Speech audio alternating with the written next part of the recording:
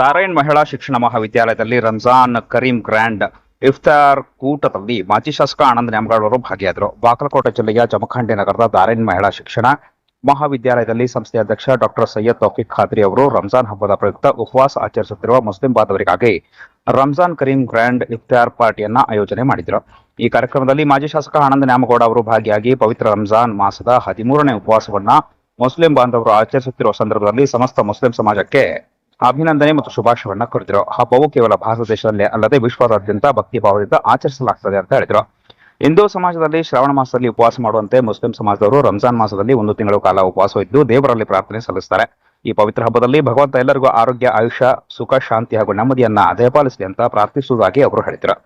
ಇನ್ನು ರಂಜಾನ್ ಕರೀಂ ಗ್ರ್ಯಾಂಡ್ ಇಫ್ತಾರ್ ಪಾರ್ಟಿಯನ್ನ ಆಯೋಜಿಸಿದ ಡಾಕ್ಟರ್ ಸೈಯದ್ ತೌಫೀಕ್ ಖಾದ್ರಿ ಅವರಿಗೆ ಶುಭವಾಗಲಿ ಅಂತ ಹೇಳಿದರು. ಇನ್ನು ಜವಳಿ ನಿಗಮದ ಮಾಜಿ ಉಪಾಧ್ಯಕ್ಷ ಹಾಗೂ ಅಂಜುಮನ್ ಇಸ್ಲಾಂ ಕಮಿಟಿ ಕಾರ್ಯಾಧ್ಯಕ್ಷ ನಜೀರ್ ಕಂಗ್ನೋಳಿ ಅವರು ಕೂಡ ಮಾತನಾಡಿದರು. ಕಾರ್ಯಕ್ರಮದಲ್ಲಿ ಡಾರೆನ್ ಗ್ರೂಪ್ ಅಧ್ಯಕ್ಷ ಡಾಕ್ಟರ್ ತೌಸಿಫ್ ಖಾದ್ರಿ, ನಗರ ಯೋಜನಾ ಪ್ರಾಧಿಕಾರ ಅಧ್ಯಕ್ಷ ಅನ್ವರ್ ಮೊಮಿನ್, ನಗರಸಭೆ ಮಾಜಿ ಸದಸ್ಯ ಹಾಜಿ ಮುಬಾರಕ್ ಅಫ್ರಾದ್, ಜಮಖಂಡಿ ಅಲ್ಪಸಂಖ್ಯಾತ ಬ್ಲಾಕ್ ಕಾಂಗ್ರೆಸ್ ಅಧ್ಯಕ್ಷ ಸಾದಿಕ್ ಬಂಟ್ನೂರ್, ಅಹಮದ್ ಅಜಂ ಔಟಿ, ಮುಸ್ತಾಕ್ ಜಂಡೆ, ಮೆಹಬೂಬ್ ಬನ್ಹಟ್ಟಿ, ನಿಜಾಮ್ ನದಾಫ್, ನಸರುದ್ದೀನ್ ಜಮಾದಾರ್ ಸೇರಿದಂತೆ ಅನೇಕ ಜನ ಗಣ್ಯರು ಕಾರ್ಯಕ್ರಮದಲ್ಲಿ ಭಾಗಿಯಾಗಿದ್ದರು. ನಮ್ಮ ಜಮಖಂಡಿಯ ಡರೈನ್ ಶಿಕ್ಷಣ ಸಂಸ್ಥೆಯಲ್ಲಿ ನಮ್ಮ ತೌಸಿಫ್ ಖಾದ್ರಿ ಅವರು ಈ ಸಂಸ್ಥೆಯ ಅಧ್ಯಕ್ಷರು. ರೋಜಾ ನಿಮಿತ್ತವಾಗಿ ಇವತ್ತು ಎಲ್ರಿಗೂ ಕೂಡ ರೋಜಾ ವ್ಯವಸ್ಥೆನ ಮಾಡಿಕೊಟ್ಟಿರುವಂಥದ್ದು. ಬಹುಶಃ ಇವತ್ತು 13ನೇ ರೋಜಾ ಇವತ್ತು ಮುಗಿಸ್ತಾ ಇದ್ದಾರೆ.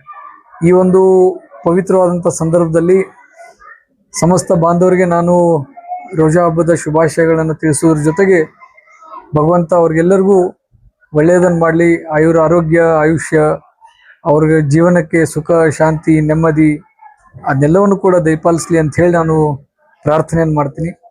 ಈ ಒಂದು ಪವಿತ್ರ ಸಂದರ್ಭದಲ್ಲಿ ಕೇವಲ ಭಾರತ ದೇಶದಲ್ಲಿ ಅಷ್ಟೇ ಅಲ್ಲ, ವಿಶ್ವಾದ್ಯಂತ ಜನ ಈ ಹಬ್ಬವನ್ನು ಆಚರಿಸುವಂಥದ್ದನ್ನು ನಾವು ಸರ್ವೇ ಸಾಮಾನ್ಯವಾಗಿ ಕಾಣ್ತೀವಿ. ಇದು ಬಹಳ ಪವಿತ್ರವಾದಂಥದ್ದು. ಬೆಳಿಗ್ಗೆಯಿಂದ ಸಾಯಂಕಾಲವರೆಗೆ ಉಪವಾಸ ಮಾಡಿ ಈಗ ಅವರು ರೋಜಾ ಬಿಡುವಂಥ ಒಂದು ಸಂದರ್ಭ. ಹೀಗಾಗಿ ಇಷ್ಟು 1 ತಿಂಗಳ ಕಾಲ ಪ್ರಯುಕ್ತ ಈ ಒಂದು ಕಾರ್ಯವನ್ನು ಅವ್ರು ಮಾಡ್ತಾರೆ.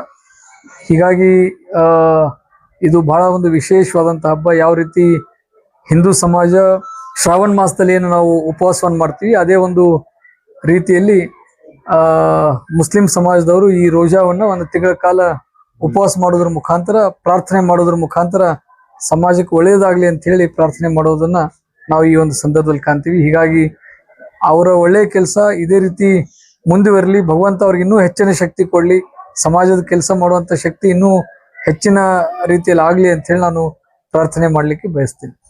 ರೋಜಾ ಮಾಡುವಂಥದ್ದು ವೈಜ್ಞಾನಿಕವಾಗಿ ಭಾಳ ಆರೋಗ್ಯಕ್ಕೆ ಭಾಳ ಒಳ್ಳೆಯದದು.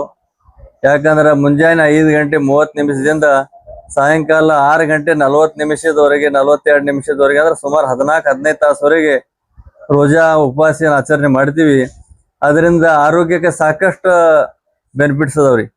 ಅದರಿಂದ ಈ ರೋಜಾವನ್ನು ಸುಮಾರು 1450 ವರ್ಷಗಳಿಂದ ಈ ರೋಜಾದ ಪದ್ಧತಿಯನ್ನು ಸನ್ಮಾನಿಸಿ ಹಜರತ್ ಮೊಹಮ್ಮದ್ ಪೈಗಂಬರ್ ಸಲ್ಲಲ್ಲಾಹು ಅಲೈಹಿ ವಸಲ್ಲಂ ಅವರ ಕಾಲದಿಂದ ಆಚರಣೆ ಮಾಡ್ಕೊತ ಬಂದಿವಿ. ಆದ್ದರಿಂದ ಈ ರೋಜಾದ ಒಂದು ಇಫ್ತಾರ್ ಕೂಟದ ಕಾರ್ಯಕ್ರಮವನ್ನು ಏರ್ಪಡಿಸೋದಕ್ಕಾಗಿ ಸನ್ಮಾನಿಸಿ ತೌಸಿಫ್ ಖಾದ್ರಿ ಅವರಿಗೆ ವಂದಿಸಿ